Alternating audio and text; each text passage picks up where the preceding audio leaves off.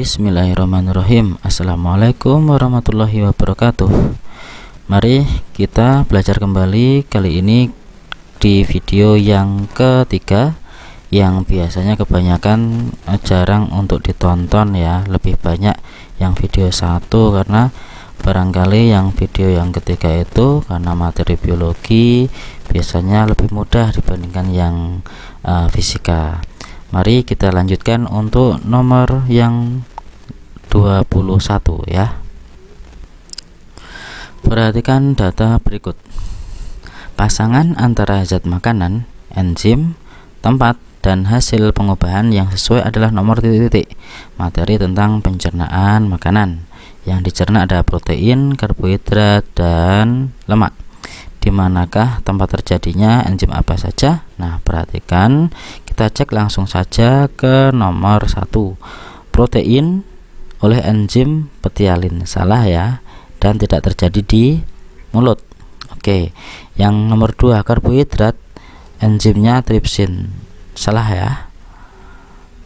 Kemudian protein, enzim pepsin, tempat terjadinya di lambung, hasilnya tidak sampai ke asam amino, melainkan di sini masih bentuk pepton ya. Oke. Sehingga jawaban yang betul adalah yang keempat ini. Lemak, enzimnya lipase, tempatnya di usus halus, dan hasilnya adalah asam lemak dan gliserol. Jadi jawabannya adalah yang D. Untuk lebih lengkapnya ada di video-video yang sebelumnya, silahkan ditonton ya, dimana tempatnya di mulut itu terjadi pencernaan apa, lambung itu apa saja, kemudian usus halus apa saja. Nah, kita lanjut ke nomor berikutnya.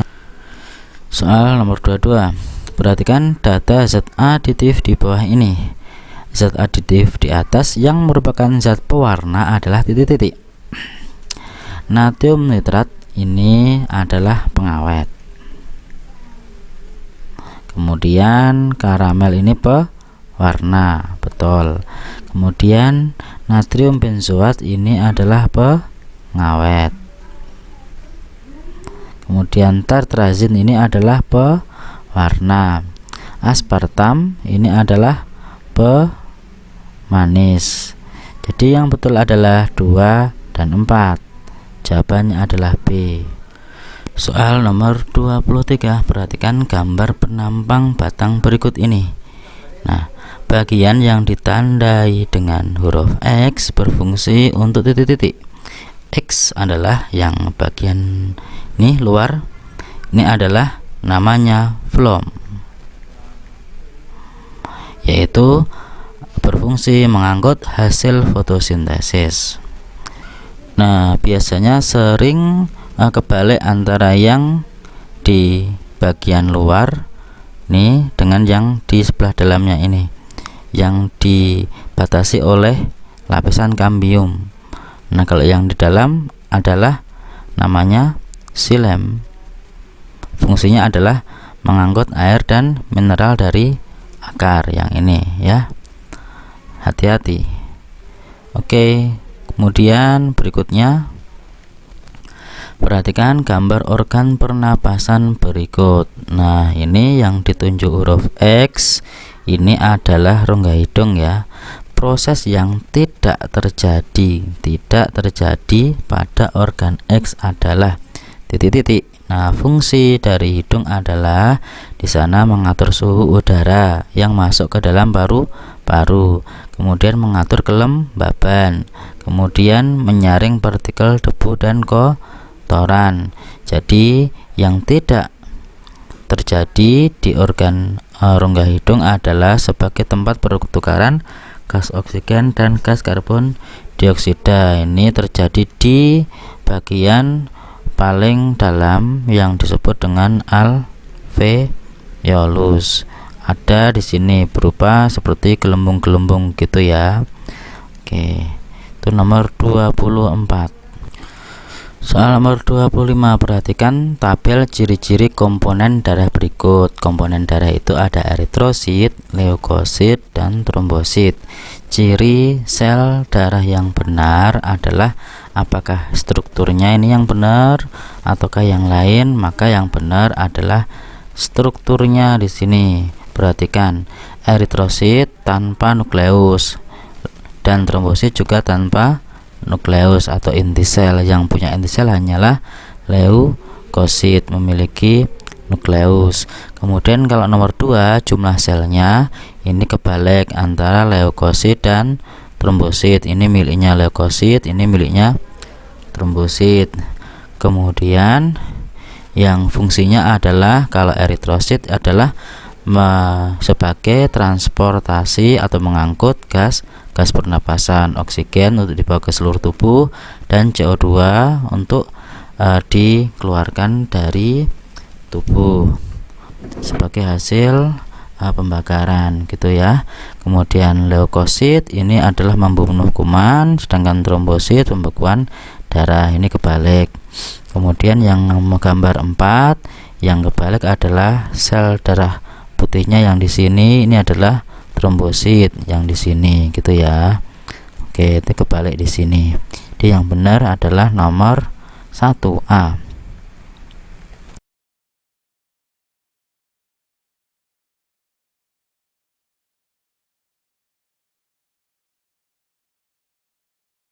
Soal berikutnya nomor 26. Perhatikan tabel di bawah ini. Ada organ ekskresi dan zat sisa yang dikeluarkan oleh organ itu. Pasangan yang benar antara organ ekskresi dan zat sisa yang dikeluarkan adalah yang satu, paru-paru. Ini adalah mengeluarkan karbon dioksida dan uap air 1B. Jadi yang betul adalah B. Kemudian perhatikan yang lain, kita cek. Ginjal itu mengeluarkan urin 2C. Kemudian kulit ini mengeluarkan keringat 3A. Dan hati mengeluarkan cairan empedu 4D gitu ya. Jawabannya B. Soal nomor 27. Perhatikan gambar di bawah ini. Pernyataan antara nama organ dan fungsinya sesuai dengan gambar di atas. Yang benar adalah yang A, organ 1 adalah testis. Salah, testis itu yang nomor 4. Jadi nomor 1 adalah uretra. Kemudian yang B, organ 2. Organ 2 ini adalah uretra. Salah, uretra nomor 1. Jadi yang kedua adalah kelenjar prostat. Oke, karena salah fungsinya nggak perlu dicek dulu ya. Yang C, organ 3 adalah epididymis.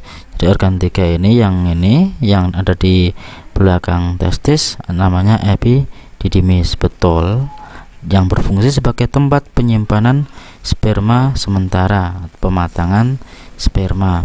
Kemudian yang D, organ 4 adalah kelenjar prostat. Salah, kelenjar prostat nomor 2 tadi. Yang nomor 4 adalah testis. Oke. Itu soal nomor 27. Nomor 28. Perhatikan gambar di bawah ini. Bunga bougainville pada tanaman di atas sebenarnya hanya satu warna saja, tetapi bisa tumbuh bunga beraneka warna dengan reproduksi vegetatif buatan oleh pemiliknya. Kemungkinan reproduksi buatan yang dilakukan adalah titik-titik. Yang betul adalah, karena ini adalah sebetulnya dari beberapa tanaman diambil kemudian ditempelkan di induk tanaman yang satu ini sehingga menjadi berwarna-warna bunganya. Jadi yang namanya mengenten itu ya adalah sebuah metode perkembangbiakan vegetatif buatan di mana dua jenis tanaman yang berbeda digabungkan menjadi satu dengan bagian bawah berasal dari tanaman yang sama. Nah, mengenten memiliki manfaat bisa menggabungkan sifat unggul dari dua jenis tanaman yang berbeda. Jadi ini tanaman yang memiliki perbedaan dari segi warna bunganya. Nah, jadi yang betul adalah enten. Nomor 29, perhatikan bagian di bawah ini. Jika hasil F1 yaitu merah ini disilangkan dengan sesamanya, maka perbandingan fenotip F2 nya adalah titik-titik. Kalau merah di sini memiliki genotip M besar dan putih M besar M kecil, maka keturunannya F1 ini genotipnya M besar M kecil. Nah, jika F1 disilangkan dengan sesamanya, M besar M kecil disilangkan dengan M besar M kecil. Nah, ini gametnya kan ada dua, M besar dan M kecil. Ini juga M besar dan M kecil. Sehingga diperoleh keturunan F2 nya adalah, nah ini ada M besar, ini M kecil. Ini yang gamet yang ini, yang misalnya ini adalah yang jantan, yang ini yang betina, jantan betina. Ini M besar M kecil juga. Di sini hasilnya M besar ketemu M besar. Ini M besar ketemu M kecil. Yang di sini M besar ketemu M kecil. Yang ini M kecil ketemu M kecil. Nah, sehingga perbandingan fenotip F2 nya yang namanya di sini fenotipnya merah itu bisa M besar, bisa M besar M kecil, itu merah karena merah dominan. Sehingga kalau saya tandai yang ini adalah M besar M kecil, M besar M kecil, ada 3 ini warna merah. Jadi merahnya ada 3, sedangkan yang putih hanya 1 ini 1 putih. Sehingga perbandingannya merahnya 3, putihnya 1. Nah, merahnya 3, putihnya 1. Jawabannya adalah A. Kenapa kok tidak muncul merah muda? Karena di sini adalah persilangan satu sifat beda dengan sifat yang dominan. Jadi enggak ada merah muda yang muncul di sini ya. Kemudian berikutnya nomor 30. Oke, nomor 30, perhatikan gambar produk makanan di bawah ini. Ini ada gambar tape. Proses yang terjadi pada pembuatan produk makanan di atas adalah titik-titik.